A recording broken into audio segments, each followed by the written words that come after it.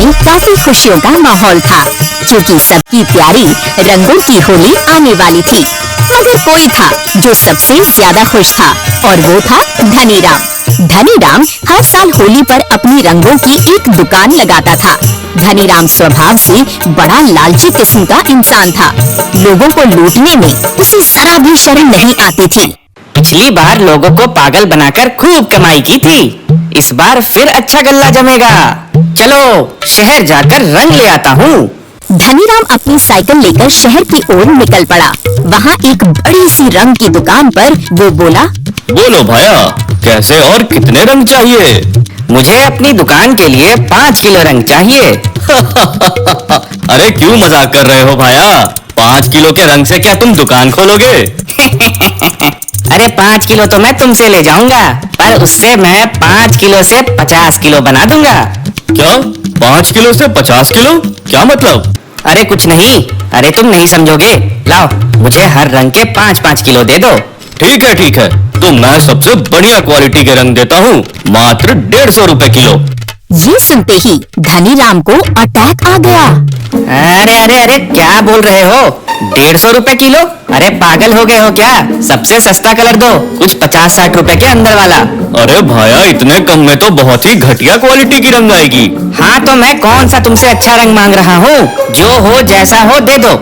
अरे तुम समझ नहीं रहे हो, इस तरह के रंग तुम्हारे चेहरे के लिए अच्छा नहीं है। अरे तुम्हें मेरे चेहरे की इतनी फिक्र क्यों पड़ी है? तुमसे जो मांग रहा हूँ बस वो दे दो। दुकानदार ने धनीराम से कुछ न कहा और उसे उसकी मर्जी मुताबिक रंग दे दिया। रंग लेकर धनीराम वापस से अपने घर आ गया। अब इन रंगों में कपड़े धोने वाला पाउडर मिलाकर उसमें मेरा बनाया हुआ यह सीक्रेट पाउडर डालकर इसे 5 किलो से 50 किलो बना देता हूँ। धनीराम जब रंगों में मिलावट कर रहा था, तभी वहाँ उसकी पत्नी पुष्पा आ गई। अरे आप क्या कर रही हो? कितनी बार कहा है आपसे, इस तरह के मिलावट मत किया करें। अपनी पत्नी से ये बात सुन धनीराम को गुस्सा आ गया।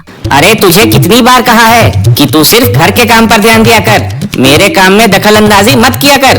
देखिए, मैं अभी भी समझा रही हूँ, भगवान से डरिए। जो जैसा करता है उसे वैसा ही भरना पड़ता है, जैसी करनी वैसी भरनी। अरे मैं किसी से नहीं डरता, चुपचाप अंदर जा। जब अच्छा खासा मुनाफा होगा ना तो तेरे लिए एक साड़ी ले आऊंगा। चल अब जा। पत्नी बेचारी लाचार होकर वहाँ से चली गई। धनीराम ने अपनी सारी मिलावट का काम खत्म कर दिया। अगले दिन धनीराम ने अपनी दुकान लगाई और हर साल की तरह इस बार भी दुकान से बहुत रंग बिका। लगभग 3-4 दिनों में उसका सारा रंग बिक गया। अपनी खाली हुई दुकान को देख वो बोला, अरे क्या बात है भाई धनीराम, इस बार तो लॉटरी लग गई। पिछली बार से दुगना मुनाफा हुआ है। अगले साल से और कम रंग लाऊंगा और फिर और ज्यादा मिलावट करूंगा। शाम को धनीराम जब घर जाकर नोट गिन रहा था, तब उसकी पत्नी उससे बोली, तुमने रंग तो सारा बेच दिया है, पर देखना कहीं तुम मुसीबत में ना पड़ जाओ। गांव वालों ने तुमसे रंग खरीदा है, जाहिर सी बात है कि वो तुम्हें भी रंग लगाएंगे। तुम्हारे दिए हुए रंग से अगर उन्हें नुकसान है तो तुम भी होली के दिन खतरे के बाहर नहीं हो। अरे मैं क्यों भला मुसीबत में पड़ने लगा? ये सुनते ही धनीराम हंसता हुआ बोला, अरे तू इसकी चिंता मत कर, मैंने इसका उपाय पहले से ही सोच रखा है। देखते ही देखते होली का दिन भी आ गया। सारे गांव वाले हर साल की तरह बल्लू के खेत पर होली का जश्न मनाने के लिए पहुंच गए। चारों ओर खुशियों का माहौल था। सभी लोग रंगे हुए थे, मगर एक धनीराम ही था जो सर से लेकर पैर तक साफ सुथरा था। अरे क्या बात है धनीराम, आज होली है और होली के दिन भी तुम पूरे साफ लग रहे हो। आओ तुम्हें थोड़ा सा रंग लगा दूं। आदमी जैसे ही रंग हाथ में लेता है कि धनीराम आंखों में आंसू लिए बोलता है, अरे नहीं भाई, मुझे रंग मत लगाओ। दरअसल दूसरे गांव में मेरे चाचा का निधन हो गया है, इसीलिए इस साल की होली पर मैं रंग नहीं लगाऊंगा। ओह, अरे भाई मुझे माफ करना, ईश्वर उनकी आत्मा को शांति दे। ये कहते ही आदमी वहाँ से चला गया। उसके जाते ही धनीराम मन ही मन खुश हुआ। वो बोला, अरे क्या उल्लू बनाया भाई धनीराम, तुझमें तो गजब का दिमाग है। अब कोई भी मुझे रंग नहीं लगा पाएगा। धनीराम खुशी से सर ऊपर किए चल रहा था कि तभी अचानक उसकी एक कदम पर कोई जोरों से भौंका। धनीराम ने पीछे हटकर देखा तो पता चला कि उसका पैर कुत्ते की पूंछ पर रखा गया है। बस फिर क्या था, कुत्ते ने धनीराम को अपना शिकार बना लिया। वो धनीराम के पीछे पड़ गया। धनीराम उससे बचने के लिए लगातार भाग रहा था। भागते भागते धनीराम एक बड़े से हांडे के पास पहुंचा, जिसमें रंगों का पानी डला हुआ था। ये भाग यहाँ से। अरे अरे अरे अरे क्यों काटना चाहता है मुझे? अरे भाग यहाँ से, भाग। धनीराम इधर उधर देख रहा था। सभी लोग डरे हुए थे, इसलिए कोई भी कुत्ते के पास नहीं आया। कुत्ते ने धनीराम को देखा और फिर एक जोरों की छलांग मारी। कुत्ते से बचने के लिए धनीराम सीधे रंगों से भरे हांडे के अंदर कूद गया। धनीराम के कूदने के बाद कुत्ता तो वहाँ से चला गया, मगर कुछ सेकंड बाद धनीराम तेजी से बाहर निकला। उसका पूरा शरीर रंगों से रंगा हुआ था। वो इधर उधर हाथों से अपना पूरा बदन खुजाल रहा था। अरे क्या बात है भाई धनीराम, बिना म्यूजिक के क्यों डांस कर रहे हो? अरे मैं डांस नहीं कर रहा हूँ, मुझे खुजली हो रही है।